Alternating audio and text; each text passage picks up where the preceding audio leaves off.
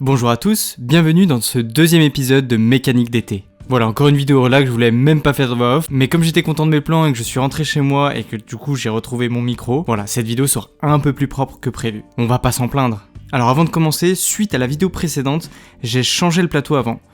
Pour ceux qui ont suivi, l'origine sur ce vélo est un 48, j'avais mis un 44, mais au vu du poids que je vais mettre sur le vélo, je suis parti sur un 32. Donc autant te dire que sur le plat, ça va être une petite vitesse de croisière, mais au moins en côte, je vais pouvoir rester sur le vélo. Bref, passons à la suite avec un exemple d'équipement, un peu fait de débrouille. Alors attention, cette vidéo est un pur divertissement, à la limite ça vous donnera quelques idées. Et puis en plus, quand je dis débrouille, comme je fais du vélo depuis très longtemps et sous toutes ses formes, j'ai accumulé pas mal de matos et j'ai encore quelques équipements qui traînent dans le garage pour m'équiper. Alors c'est sûr, comparé à mon top matos que j'ai habituellement, ça fait bizarre. Mais bon, c'est amusant de pouvoir se débrouiller avec ce que j'avais chez les parents. Le plus important, c'est de sortir et de faire un peu de vélo. Après, le matos, on fait en fonction. Alors d'abord, comme tu peux le voir, c'est pas super joli. Mais je m'attendais à pire, surtout que je ne savais vraiment pas ce que j'allais trouver. Je ne vais pas montrer l'étape de ce que je mets à l'intérieur. Vous pouvez trouver des articles et des vidéos complémentaires pour vous aider en description. Voilà, juste que dans l'idée, le confort ici réside plutôt dans le minimalisme. Je n'ai pas un vélo adapté pour transporter une charge énorme et j'ai pas des bagages en super forme. Ce n'est pas l'équipe B sans raison. La plupart de ces équipements est à la limite de la rupture. Heureusement, je ne vais pas très loin. Voilà, donc dans l'idée, voyager le plus léger possible quand on n'a pas du matos adapté. Ce qui est difficile puisque souvent le matos pas adapté est lourd. Voilà, c'est compliqué. Je vais pas non plus rentrer dans le détail de comment j'ai réuni tout ça. J'ai fouillé une bonne heure dans le garage pour trouver ce qu'il me fallait et puis après j'ai passé encore une bonne heure pour essayer de voir comment j'allais arranger tout ça sur le vélo. Au bout de ma recherche, j'avais plusieurs options qui s'offraient à moi. Vous allez voir sur laquelle je suis parti, mais vraiment il y avait pas mal de petites pépites dans ce garage, c'était bien rigolo. En tout cas, moi je me suis bien marré, je suis replongé en enfance en retrouvant le vieux matos de camping. C'était plutôt cool. Eh bien, passons tout de suite aux détails, puisque c'est marrant le détail de regarder un peu ce que j'ai réussi à faire. Alors, pour la sacoche avant, on est très très loin de ma sacoche hors libre que j'utilise d'habitude, mais c'est la meilleure solution que j'ai trouvée. J'ai pris une vieille housse de transport d'une tente qui doit avoir pas loin de mon âge.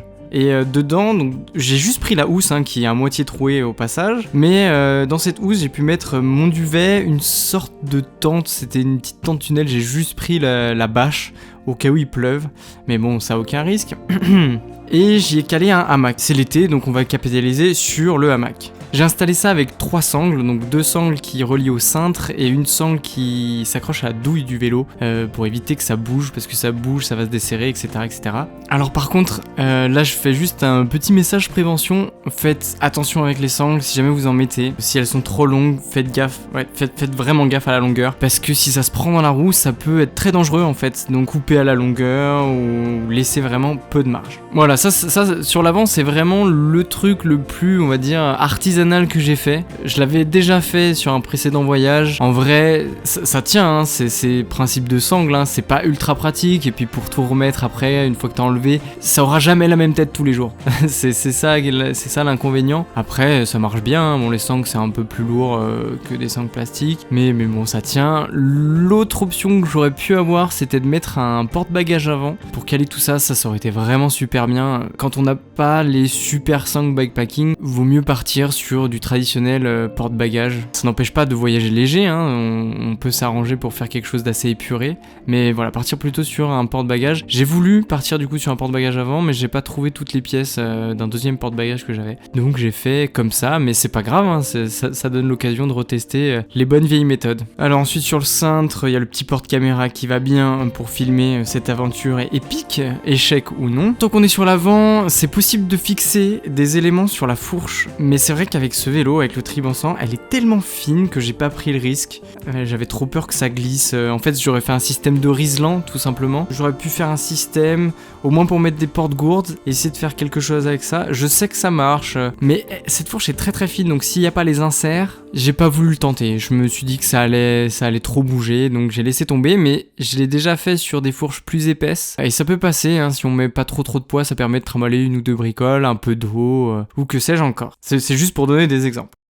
Alors maintenant on va passer un peu sur le cadre. Alors j'ai une sacoche Top Tube Between, j'ai pas grand chose à dire dessus. Quand tu t'équipes en France pour la première fois, tu vas chez Decathlon, hein, c'est une bonne alternative. J'ai rien à dire là-dessus, tu peux trouver 2-3 trucs qui dépannent plutôt bien. Et là c'est quelque chose que j'avais depuis bien longtemps aussi. Hop, c'est l'occasion de réutiliser.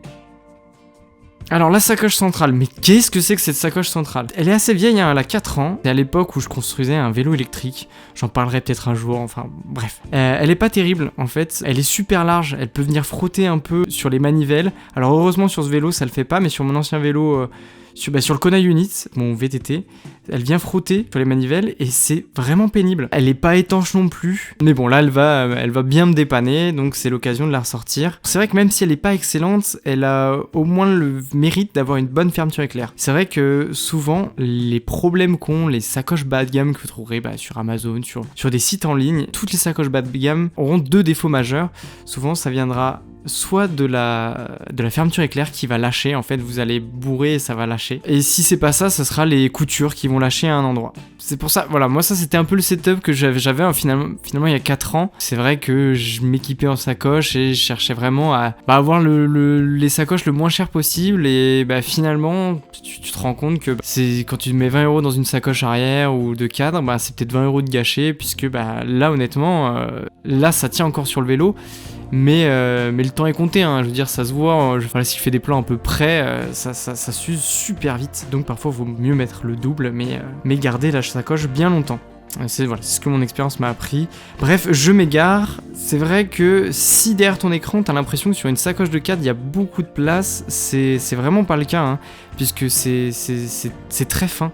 Donc au final, tu dois avoir, là, je sais pas sur celle-ci, 8 litres, 7-8 litres. Ma sacoche short libre en a 6, celle-ci doit être un petit peu plus grande. Mais attention, en surcharge, justement, ça va dépasser sur les côtés.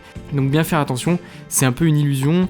Tout le monde n'utilise pas de sacoche centrale, justement, parce que en fait, ça prend la place pour mettre des gourdes. Alors moi, c'est vrai que j'ai fait un système, c'est que comme elle est foutue pour foutue, en fait, je l'ai percée au niveau des inserts pour la gourde. Non seulement elle avait un meilleur maintien, et du coup, j'ai calé l'eau ici. Mais c'est vrai que si tu regardes après, ça laisse pas énormément de place, hein. J'ai mis 1 ou 2 vêtements et un peu de nourriture par-ci par-là. Mais c'est pas énorme. Donc c'est pour ça, si t'as pas de sacoche centrale, j'ai vu des gens par exemple sangler leur tente en fait au top tube et le mettre dans le triangle avant. Et sinon caler pas mal d'eau comme les gens le font traditionnellement. J'adore les sacoches de cadre parce que je trouve que le poids en fait il est super bien réparti ici, il se sent pas du tout. Et en termes de ressenti sur le vélo, après moi j'adore. C'est-à-dire que t'as un vélo qui est chargé mais qui se pilote très bien, mieux qu'avec des sacoches énormes de 20-30 litres, voire même plus, sur le porte-bagages arrière et avant. Mais ce n'est pas obligatoire. Alors là, ça c'est ma meilleure trouvaille, la petite gourde sous le cadre. Ça honnêtement je le fais à chaque fois, je l'avais fait pour mon grand périple, j'ai absolument voulu le refaire. Alors ça c'est possible de faire avec, je pense, des riselants. Alors faites gaffe aux câbles, parfois il y a le passage de câbles qui passe, donc faut essayer de bidouiller. Alors là j'avoue, j'avais de la chance, j'avais des adaptateurs topiques. C'est vraiment super ces adaptateurs. Ça permet de venir mettre des inserts, en fait, le filetage pour les vis, pour pouvoir caler. J'ai calé une gourde, hein, on pourrait caler plus, mais c'est vrai qu'avec ce genre d'adaptateur, mettre plus qu'un porte-gourde, j'aurais peur que ça tienne pas. J'ai calé au moins ça. Alors j'ai pas mis de gourde puisqu'il y avait pas la place, ça touchait, ça était quand même proche de l'euro avant. Mais j'ai pu mettre, en fait ça ressemble à une gourde, c'est un contenant quoi, tu peux mettre un peu ce que tu veux. Là j'ai mis les outils nécessaires. Alors surtout qu'en plus comme je pars avec un vélo avec lequel je n'ai pas confiance, j'aime autant te dire que j'y suis quand même allé sur les outils. Et les mettre en fait sous le cadre comme ça, pareil, ça va être sur le poids, sur la gravité du pilote. Et pareil, je vais vraiment pas le ressentir, ça va vraiment me coller le vélo au sol. Et c'est super agréable. Alors que si tu mets cette charge, c'est super lourd, hein. Là, tous les outils concentrés là-dedans, c'est super lourd. Si tu mets sur la partie haute du vélo, c'est là que ça va commencer à balancer. J'exagère peut-être un petit peu, mais c'est vraiment l'idée. Si tu mets tout ton poids, les choses les plus lourdes en haut, ça va balancer. Voilà, ça, que tu fasses un montage en bas de gamme ou tu fasses haut de gamme, ce sera pareil. La gravité reste la même. Bref, passons à l'arrière, ça c'est super intéressant, j'ai gardé le plus intéressant pour la fin. Qu'est-ce que j'ai moi? Ça c'est une sacoche, donc c'est une sacoche Roswell.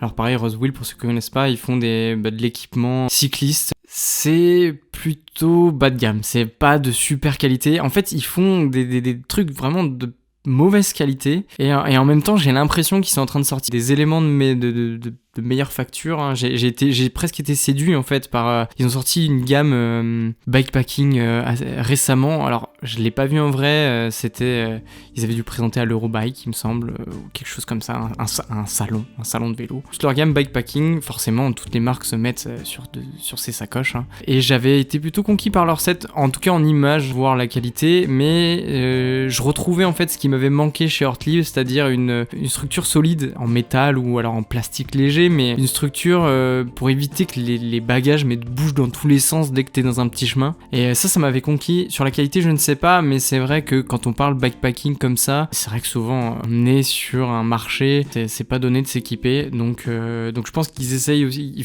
soit ils vont essayer de faire, mais quelque chose d'un peu plus quali. Ça sera à voir, mais là, voilà. Pour recentrer mon sujet sur la sacoche arrière, ça c'était une Rose Wheel que j'avais pareil pour faire du vélo taf à l'époque, pareil, d'avoir 4-5 ans, peut-être même plus, mais je vais pas la recommander celle-là.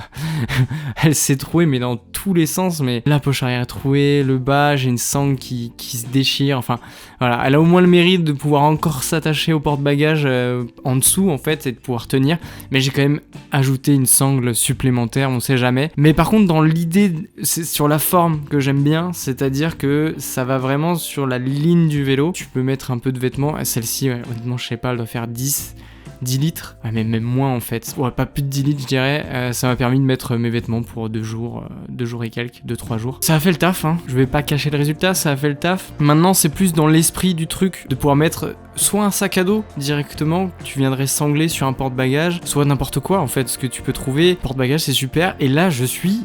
Alors ça c'est une agréable surprise, enfin c'est une surprise, je m'attendais à ce que ça fasse ça, mais ça l'a bien fait, c'est ce porte-bagages en fait qui se met sur tige de selle. C'est vrai que ça fait un style encore plus épuré, j'aime beaucoup, et ça suit bien, j'aime bien. Et c'est pas impossible que je le réutilise pour ma sacoche Ortlieb, parce que j'avais fait un système de porte-bagages, mais pourquoi pas faire quelque chose comme ça en fait, c'est une structure solide, au moins ça bouge pas. On y allait fort dans les chemins, et ça a pas bougé, et ça a moins bougé que ma sacoche Ortlieb à 150€. Ouais, c'est intéressant. C'est intéressant de voir, bon, t'as la sacoche qui est à moitié trouée, mais qui a pas bougé. Certes, j'ai pu mettre moins de choses que dans ma sacoche Ortlieb. Ça, clairement, j'aurais pas pu avoir setup pour l'Écosse. En plus, bon, elle est pas du tout waterproof. Enfin, bon, c'est vraiment une sacoche, c'est l'équipe B, hein. Mais bon, ça m'a permis de mettre le nécessaire et de puis rajouter, là, ça c'est un isolant, c'est pas un matelas, hein. Ça c'est juste un isolant pour pas avoir froid. Rien de spécial. Entre la selle et cette sacoche, du coup, j'ai pu glisser un antivol. Petit antivol tranquille, hein, on va voyager dans la région, ça n'empêche pas les vols, mais là vu qu'on est deux, je suis un peu plus serein. Pas comme si ce setup faisait très très envie, hein. On va dire que tu me vois débarquer avec ça, tu te dis non le pauvre, je vais pas lui piquer son vélo, c'est tout ce qui lui reste. Bref, voilà, c'était juste un exemple de petit setup bikepacking que je me suis fait à l'arrache. Franchement, la moyenne d'âge, si tu prends en compte la housse à l'avant, moyenne d'âge du setup, je sais pas, ça doit être 8 ans. Non mais sans déconner. Voilà, c'était juste pour dire que il y a du matos, tu peux en trouver pour tous les goûts, recyclé, etc. C'est sympa, l'important c'est vraiment de partir à l'aventure. Il faut juste que le matos reste à hauteur de ses ambitions. Là, je pars 2 jours et demi autour de chez moi, donc ici, il y a le moindre pépin, je peux rentrer facilement par un autre moyen, donc il n'y a aucun souci. Pars pas avec ça faire le tour du monde. Après, je sais qu'il y en a qui vont me dire, mais si tu pourrais, à la limite, etc. Oui, bon, non, pas moi. Mais voilà, c'était juste pour faire une petite démonstration, tranquille, ce que j'ai fait un peu cet été. Ce que je fais, c'est que je vais mettre des images du week-end qui a suivi, comme ça tu vois un peu le vélo en action. Voilà, n'hésite pas à me dire ce que tu penses de tout ça. Il y a les programmes habituels des vidéos qui reprendront. Ce que je fais, c'est que je te laisse dans la description 2-3 liens de trucs pas trop chers qui correspondent un peu à ce que j'ai. Voilà, si ça te dit de partir sur un setup un peu plus, un peu plus débrouille. Et merci en tout cas d'avoir regardé. Moi je te dis à une prochaine. À plus.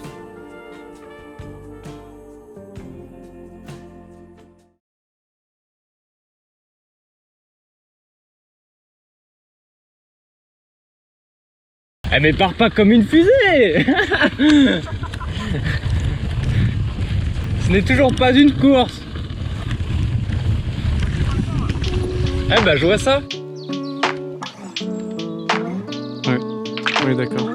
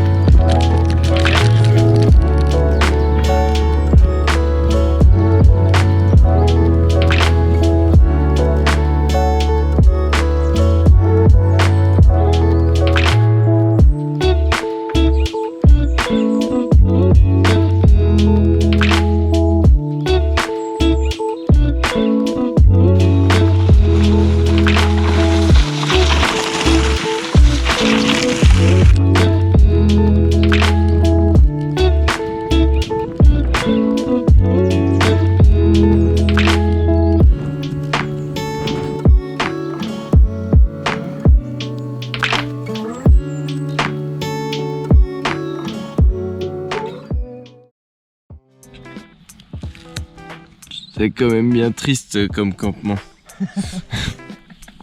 Franchement, le réveil sous la pluie, je m'y attendais pas. Là.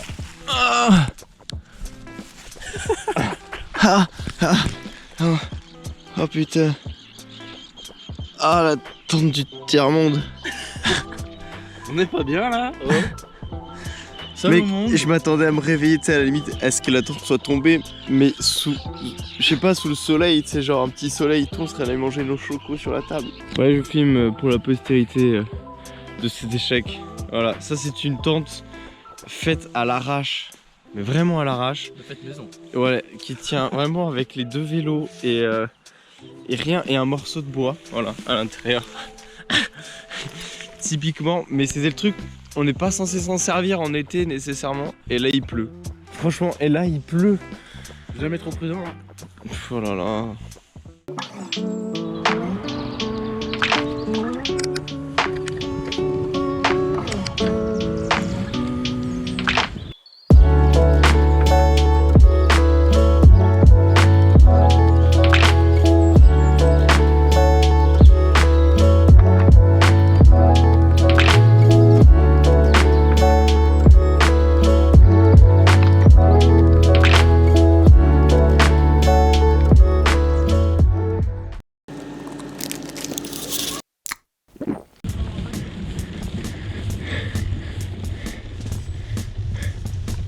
Et par contre ça grimpe encore tout de même.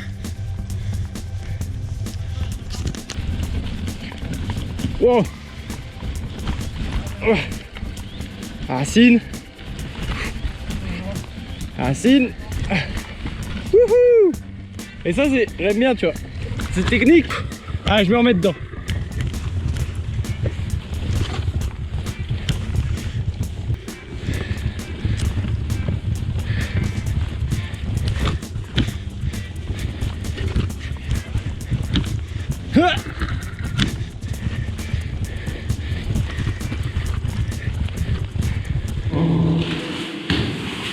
Ah, et après on va passer dans le Rhône. Pour ton information. Où ça? Après le verre, on va aller dans le Rhône. Pour culminant des lignes de vie. Ligne de ventilation. Sur 15 ans, c'est parti. Ouh. Ah c'est trop cool. Mec, on met la tente ici hein.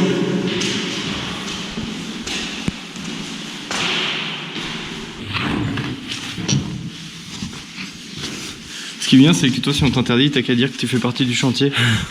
Oh, avec le petit. Tiens, passe. C'est une claque. Ah, par contre, faudrait élaguer les arbres de ce côté-là.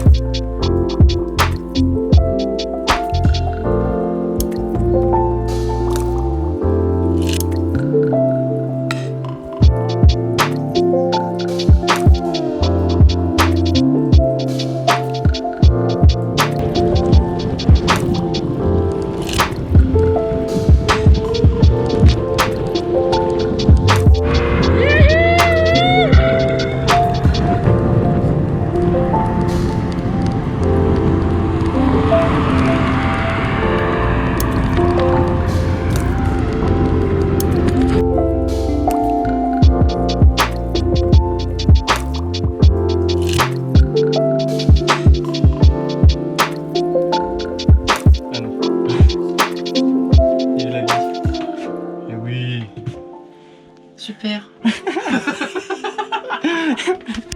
Oh putain.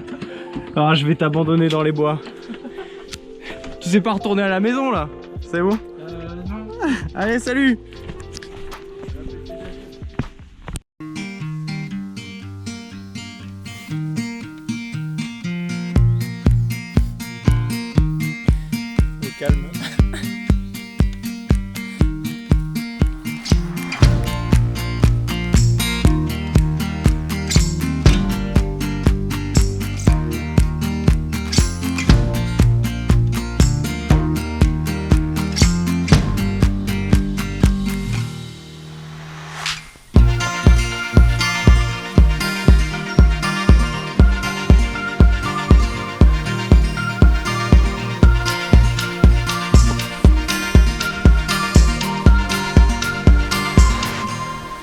Le petit col de fin de périple pour repasser côté Lyon.